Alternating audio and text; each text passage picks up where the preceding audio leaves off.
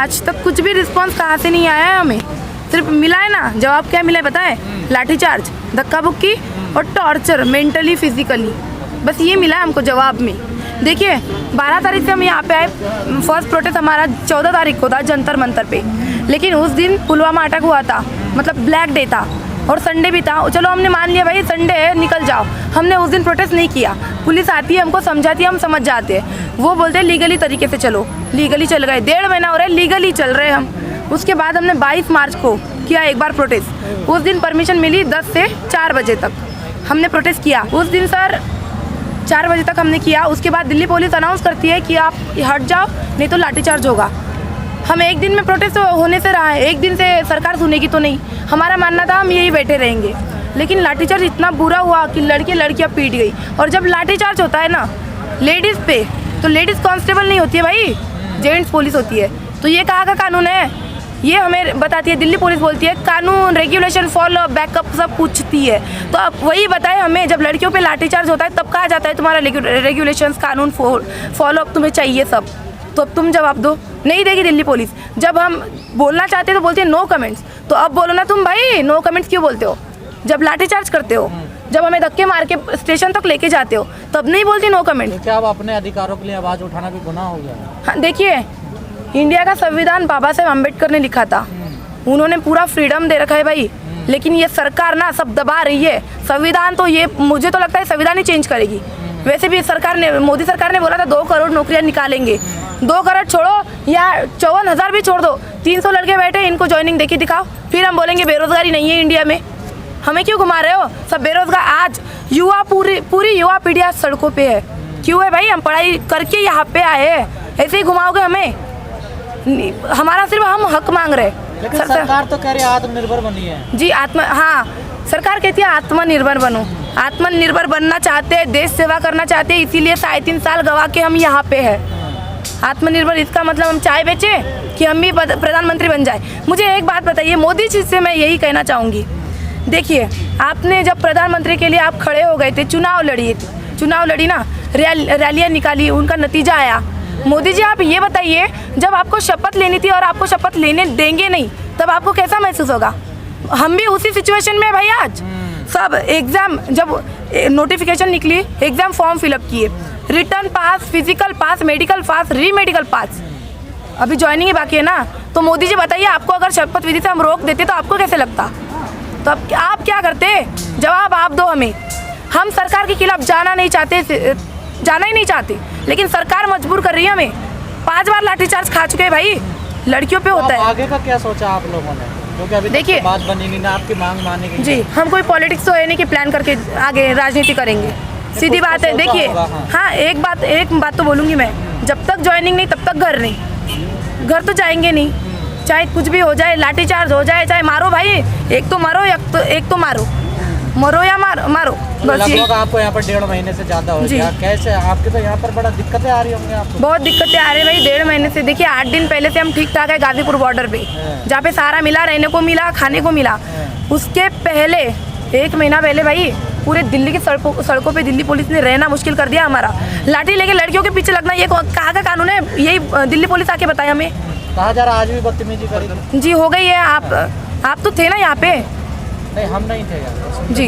अभी भी हुई, लड़के को डायरेक्टली जाके अगर उनका कॉलर पकड़ रहे हैं, स्टूडेंट है ना हम, हमारी वजह से तुम हो, तुम्हारी वजह से हम नहीं है, सरकार को बोल रहे हैं हम। आप जो है गाजीपुर बॉर्डर पे थे, वो भी ऐसी कह रहे जब तक बिल वापसी नहीं तब तक घर वापसी नहीं, और आप भी ऐसी कह रहे हैं जब तक ज्वाइनिंग नहीं तब तक घर नहीं। देखिए कोई लिंक तो नहीं है आपका आपस में? देखिए भाई, लिंक अप की बात नहीं है। पहली बात, एक देश को चलाने वाला और खिलाने वाला किसान होता है, ठीक है, और एक देश सेवा और देश की रक्षा करने वाला जवान होता है। आज दोनों भी सड़कों पे है। हमारे मुद्दे अलग अलग है, लेकिन भावना एक ही है भाई।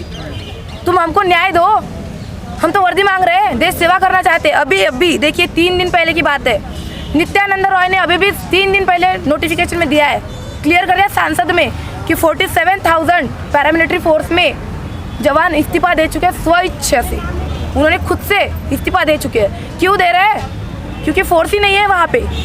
एक आदमी वहाँ पे, एक जवान पे ना 100 लोगों का काम है भाई। क्यों करेगा वो 100 आदमी का काम? यहाँ पे लड़के कैपेबल है, इनको यहाँ पे बैठ रखा है। हमको बुलाओ ना, हम तो तैयार है, लेकिन आप नौकरी की बात कर रहे हैं मैडम, लेकिन सरकार तो निजीकरण कर रही है तेजी से। देखिए अभी तक पूरा प्राइवेटाइजेशन हो चुका है। मुझे तो लगता है ये फोर्स ना, ये भी सब प्राइवेट ही हो जाएगा। देश सेवा का नाम ही मिटा दो, है ही नहीं। देश सेवा मतलब नाम हटा दो बुक में से तुम्हारे। कुछ करना ही नहीं, प्राइवेटाइजेशन करना है इनको, बस कुछ वही करेंगे अभी जी। लेकिन युवा यहाँ पर रोजगार मांग रहा है और मोदी जी सरकार जा रही है पश्चिम बंगाल में। हाँ एक बात सुनिए, अभी यहाँ बोलते हैं दिल्ली में 25 तारीख के बाद में क्या लगेगा, लॉकडाउन जी। अब ये बताइए, मोदी जी पश्चिम बंगाल में जाके बैठ गए, अब वहाँ कोरोना नहीं है। जब रैली निकलेगी तब कोरोना नहीं होगा।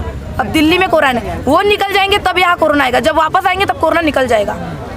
तो मोदी जी बताइए हम क्या करें हम चाय बेचे कि पकौड़े बेचे। वो तो युवाओं को जो है बार बार संबोधित करते, कभी टीवी के माध्यम से, कभी एग्जाम के माध्यम से। उन्होंने अपना एक टाइटल मन की बात इतनी बार कॉल कर चुके हैं भाई, दिन में 10-10, 15-15 कॉल करके बता चुके हैं, लेकिन अभी तक उन्होंने वो मुद्दा आगे नहीं लाए। सिर्फ मन की बात एक टाइटल के लिए आप खोल रखे हैं। क्या टाइटल ही देना है आपको हर बार? हमारी बात तो सुन लीजिए। और ये ना, ये मन की बात, ये कॉल पर तो ये कुछ नहीं होने वाला है। यहाँ हम 1.5 महीने से दिल्ली में, हमारी तरफ तो कोई नोटिस नहीं कर रहा है। नेशनल मीडिया कहाँ है अब?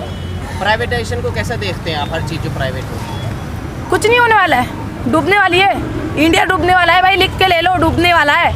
सब अच्छे दिन लाएंगे। पेट्रोल 100 के पार हो गया, अच्छे दिन लाएंगे। बेरोजगारी बढ़ती दिन ब दिन बढ़ रही है, अच्छे दिन आएंगे। हो सकता है प्राइवेट होने से अच्छे दिन आ जाए, बेरोजगारी नहीं आएगी भाई, नहीं आएगी। और ठीक है, अगर आप बोल रहे हैं ना प्राइवेटाइजेशन से अच्छा होगा, हम क्यों करें? हमें तो देश सेवा करनी है, वर्दी चाहिए। 3.5 साल इसीलिए हमने गवाए, 4-4 घंटे प्रैक्टिस करके 8-8 घंटे पढ़ाई की है भाई, इसके लिए, सिर्फ वर्दी के लिए। और तुम वही नहीं दे रहे हो। कई बार क्या होता है कि एसएससी के पेपर कैंसिल हो जाते हैं फॉर्म भरने के बाद, और मतलब जब आप पेपर देने जाते हैं वहाँ जाके पता चलता है कि कैंसिल हो गया।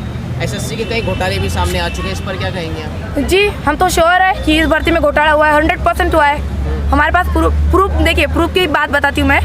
इससे पहले जो भी एसएससी की एग्ज़ाम हुई है ना, जब फाइनल मेरिट लगती है तो फाइनल मेरिट में नाम, पोस्ट, प्रेफरेंस अपना और उसके आगे मार्क्स शोन होते हैं भाई। इस बार हुए ही नहीं है मार्क्स, तो क्यों नहीं दिखाया आपने मार्क्स? सेपरेटली एक को अपनी आईडी डालो, ईमेल आईडी डालो और पासवर्ड डालो, तभी अपने मार्क्स दिखेंगे। ऐसा क्यों किया आपने? क्या लगता है घोटाला हुआ है? हाँ, सीटें बेची गई है, हमें पता है। हम मेहनत करने वाले आज सड़कों पे है, जो जिन्होंने पैसा दिया है वो आज ज्वाइनिंग पे है। सीट किसी और को दे दी गई जी, 100% एसएससी घोटाला करती है, हमें पता है। और एक बात, इससे पहले अभी तक नहीं हुआ कि एसएससी ने 4 मेरिट लगाई है, 1 या 2 मेरिट। इस बार रिटर्न एग्जाम हुई, मेरिट, फिजिकल हुआ, मेरिट, जब मेडिकल हुआ तब मेरिट, 3 मेरिट, और ये फाइनल मेरिट। अब बताइए 3 मेरिट में 1-1, 2-2 मार्क्स बढ़ाए इन्होंने। अब फाइनल मेरिट में 10 से 15 नंबर बढ़ाए। हम कहाँ से लाए हम वो मार्क्स? क्या आप लोगों का सिलेक्शन नहीं हुआ? फिर भी सिलेक्शन देखिए भैया, हम क्वालिफाइड स्टूडेंट है, क्वालिफाइड, हमें सिर्फ सिलेक्ट होना था। क्यों हम बाहर हो गए? अब आपके पास वैकेंसीज है, यहाँ पे अवेलेबल स्टूडेंट है, उनको तभी भी अगर कैंडिडेट आपके पास है, न्यू वैकेंसी क्यों चाहिए आपको? अगर हमें तो हमें सीधी बात है, हमारी नई वैकेंसी पे हमें स्टे चाहिए। आज पुलिस से क्या बात हुई कि आप कह रहे थे गृह मंत्रालय, होम मिनिस्ट्री जी देखिए, जब हम एसएससी ऑफिस जा चुके हैं 4-5 दिन पहले एसएससी ऑफिस जाके आए, अंदर हमें 4 जनों को बुलाया गया था।